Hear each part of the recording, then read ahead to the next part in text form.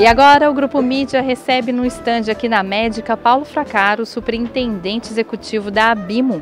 E a gente vai ter uma conversa aqui além de negócios. Como que começou a sua trajetória antes da Abimo, antes da saúde? Conta um pouquinho sobre isso pra gente. Olha, Carla, a minha formação é engenharia mecânica. E os primeiros anos da minha carreira eu trabalhei como engenheiro mecânico em vários tipos de empresas, diferentes produtos, calçados, tubos para oleodutos. E quando fui trabalhar na Johnson, também na área de engenharia, as pessoas perceberam que quando eu acompanhava o setor de marketing e vendas para demonstração de um produto, eu falava muito, eu conversava bastante. E as pessoas, tendo essa percepção, um dia o meu chefe falou: você está na função errada. Você tem que esquecer a engenharia e vir para a área de marketing e vendas. E eu acabei utilizando todo o raciocínio lógico que o engenheiro tem normalmente, cartesiano, dentro de uma estrutura que era formada por pessoas em administração, em vendas.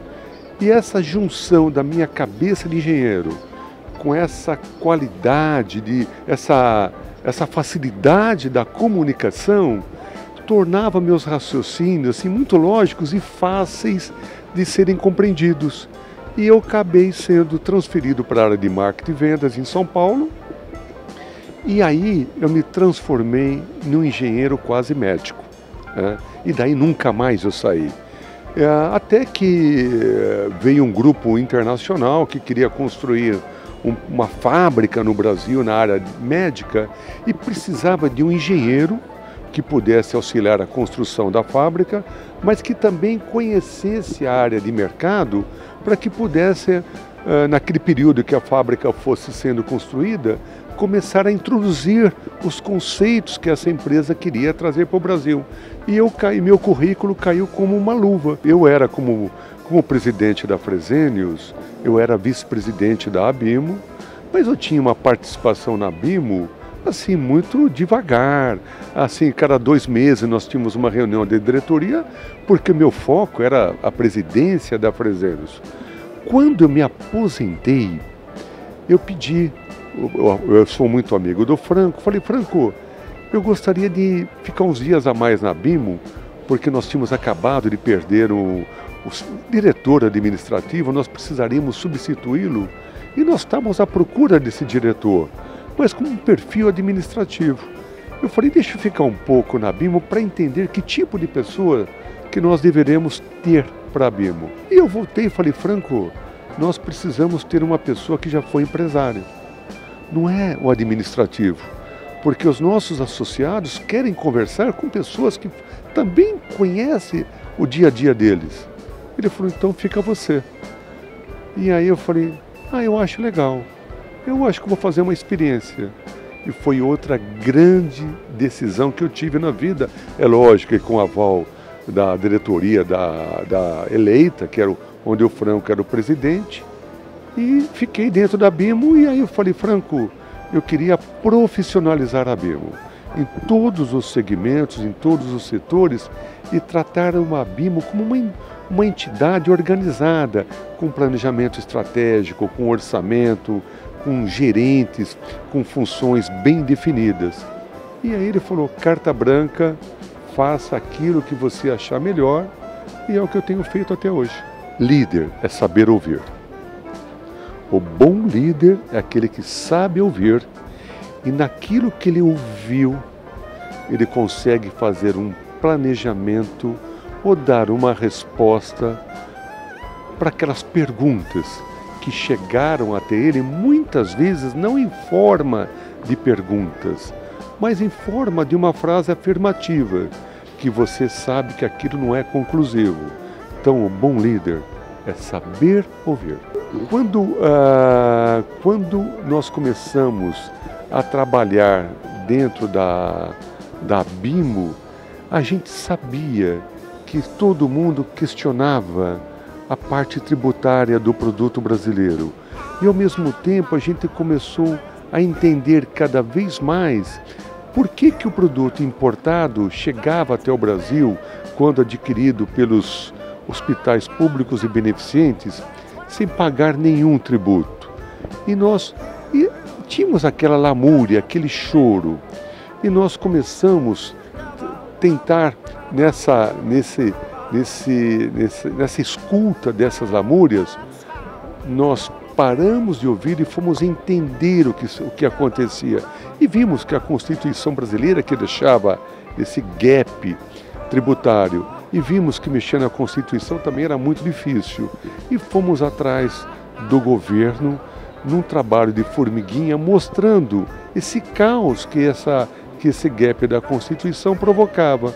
Até nós temos conseguido aprovar em 2014, em dezembro, uma lei de isonomia tributária, que ainda por causa da crise que o Brasil enfrentou e vem enfrentando, ela não foi regulamentada, mas estamos próximos. Olha, eu acho o seguinte, tem gente que gosta de pescar, porque fala que naquele momento ele não lembra em ninguém da família e só na isca e do peixe.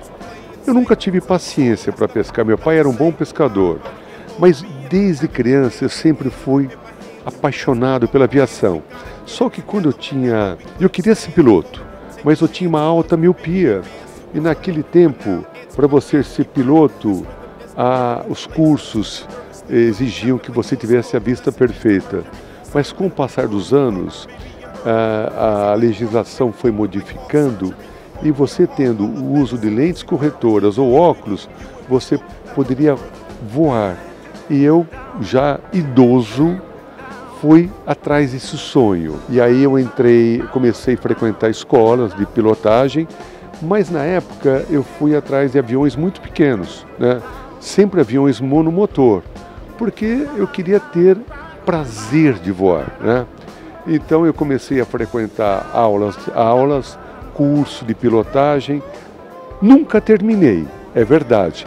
Por isso que até hoje, quando eu vou fazer a minha pilotagem, sempre procuro ter um copiloto junto, com muito mais experiência do que eu, porque a pilotagem ela tem que ter uma constância. Minha vida ainda é atribulada, mas é um momento que eu só olho para baixo, olho para frente, porque eu tenho que manter que nem diz o meu copiloto, o nariz do avião prumado no horizonte, né? Focado no horizonte. Eu diria para você, olha, é uma emoção enorme, mas por outro lado, a minha família não me acompanha nesse prazer, porque pilotar tem dois tipos de pessoa, os que amam e os que não gostam, não tem meio termo. Então é um voo solitário, mas é um momento que eu não lembro em mais nada. Eu acho que o meu lado de engenheiro, ele é muito forte. Eu sempre gostei de caminhões, tratores, principalmente trens. Você sabe que o meu sonho ainda é ter um sítio em Jaú, comprar uma locomotiva abandonada, deixar implantada no meu sítio, nem que eu tenha uns 150 metros de trilho para fazer, ir para frente e para trás. Como isso não aconteceu, eu tenho hobby de miniaturas de trens. E é interessante. E a minha mulher me brinca muito com isso, porque eu compro o trem cada vez menor. E para isso, como eu gosto de ver detalhes, eu tenho que ter uma lente, uma lupa cada vez maior. E às vezes eu fico numa briga na lupa para tentar entender, enxergar o pormenor do trem. Aí minha mulher passa no meu escritório e fala, não é mais fácil você ir numa estação ferroviária e ver a locomotiva parada? Eu falo, não, você não faz ideia. A hora que eu monto o meu trilho, apago toda a luz do meu escritório e ligo o meu trem, ele vem com a luz acesa, eu encostando o olho assim quase próximo do trilho. Parece que eu vou comer aquele trem, parece que ele vem vindo em cima de mim. E é um momento assim mágico. Mágico. No meu escritório eu tenho a pachorra de montar não só os trens, mas montar cenários para aquele trem ficar estacionado. Carla, quase todo dia que eu passo no meu escritório, eu paro, olho para um trem, fico olhando e fico me deliciando naquele trem. Eu fico me enxergando dentro daquela locomotiva, mesmo com o trem parado. Não tem explicação, não tem. São gostos que que eu falo assim, que nasceram comigo. Quando eu estava na presidência da Fresenius, eu tinha sempre, naquelas entrevistas dos cargos mais importantes, eu perguntava para a pessoa, me dê 2 emoções, 2 hobbies que você tem na vida. E quando a pessoa falava, meu hobby é trabalhar, eu descartava. Ou quando ele falava, meu hobby é só jogar futebol, eu também descartava. Eu acho que a pessoa tem que ter emoção de enfrentar uma segunda-feira com vontade, mas a emoção também de esperar a sexta-feira chegar para curtir aquilo que ele mais gosta.